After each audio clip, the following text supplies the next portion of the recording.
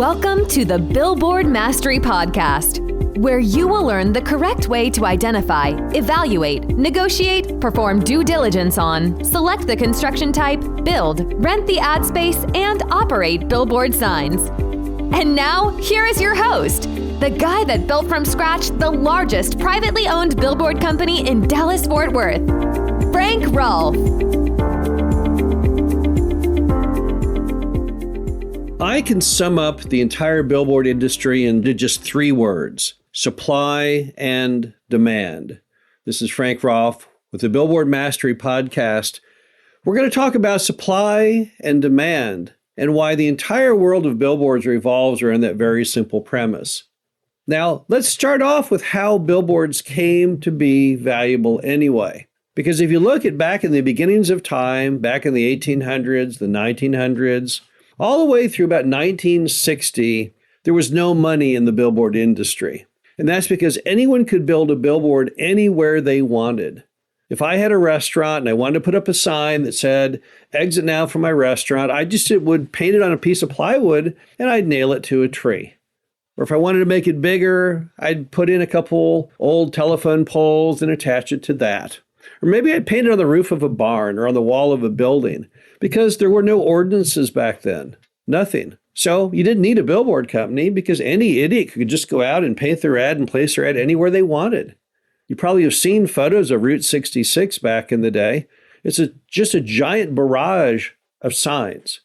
So much clutter you can hardly not even read them because they kind of all just blend together. And then what happened? In the 1960s, you had Lyndon Johnson as president. And then he had a wife named Lady Bird, and Lady Bird got upset about billboards. She didn't like them, and she felt there might be some built near her ranch in Austin on the highway. So she convinced the government to pass the first ever national billboard ordinance called the Highway Beautification Act. It was utter genius. In one foul swoop, the U.S. government suddenly made the entire world of signs federally regulated. And from that moment on, that was actually the catalyst that made signs worth something. Because now if the restaurant wanted to build a sign, it couldn't. It would have to rent a sign from a licensed billboard company who had a licensed and permitted sign location. And therefore, profitability was finally created. And that's what made the industry happen.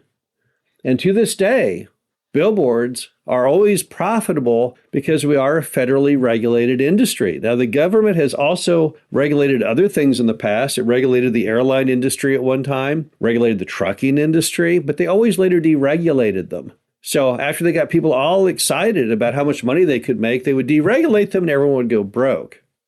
Now, in our case of billboards, they can't deregulate them. That's because most people still do not want to have an endless proliferation of signs like they had on Route 66. So as a result, you don't have to really worry about that. It's been tried over and over again for the last 70 years, and no one has ever succeeded at even remotely beginning to bend the ordinance nationally on signs. And then you also have the fact that some cities are even more restrictive than the federal government. The federal government allows signs in certain spacings and certain zonings, but some cities say, no, that's not enough. We want even bigger spacings. We want even fewer zonings. And that creates even more value for the sign owner. There's nothing better than owning a billboard in an area that just doesn't allow any at all. Even if it's a small sign, if it's a little tiny 10 by 20 sign is all you can get in some city, and they ban every other sign, and there's no other locations you can find. And there's just that one zoned property that will allow it.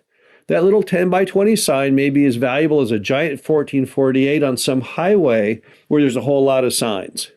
So supply and demand is really what brings forth value to billboards. But there's still more than that. Also, how much value there is, what the ad rates are on that sign also is related to supply and demand.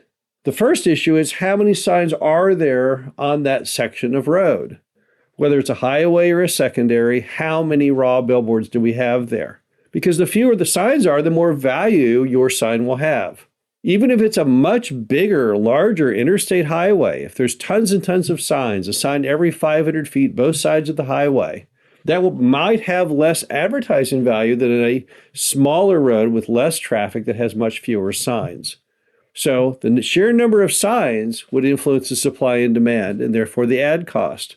But another one is how many advertisers there are, and particularly how many advertisers there are in the vicinity of the sign, and even then, more particularly, how many at the exits near the sign. Because we all know billboards are at their best when they say things like exit now. So how many businesses can you say exit now? You can have a billboard out in the middle of nowhere with perfect visibility, no blockage at all. And you still can't get a lot of money for it, right? Because there's no one who really needs to rent it. And even if you go to the fuel stop, 40 miles away, well, what if there's just that one fuel stop? They may say, well, look, guys, I have a monopoly. Every truck, every car coming down this road, they're going to have to stop here, whether I have a billboard or not, because I am the only name and game in town. And they're partially correct. So how many advertisers also have to do with what the sign rates are. And that's why billboards in city environments rent for far more than in rural areas. The bottom line to it is that supply and demand, if you understand that formula, just that one formula, you really can understand the sign business. You can understand what makes signs valuable, what makes signs not as valuable, what creates ad rents, everything. The whole industry is encapsulated just in those three words. Now, what does it all mean? Well, it means that everyone out there looking at buying or building a billboard needs to heavily think through those issues. How much supply of signs? How much supply of signs in that state? How many advertisers nearby? How many signs there are? If you always stay looking and aware of that fact, you'll do just fine in determining values. This is Frank Rolfe, the Billboard Mastery Podcast. Hope you enjoyed this. Talk to you again soon. Thank you for listening to the Billboard Mastery Podcast. Be sure to visit us at www.billboardmastery.com, where you can find past episodes of this show, plus an array of information to help you successfully build, buy, and operate billboard signs.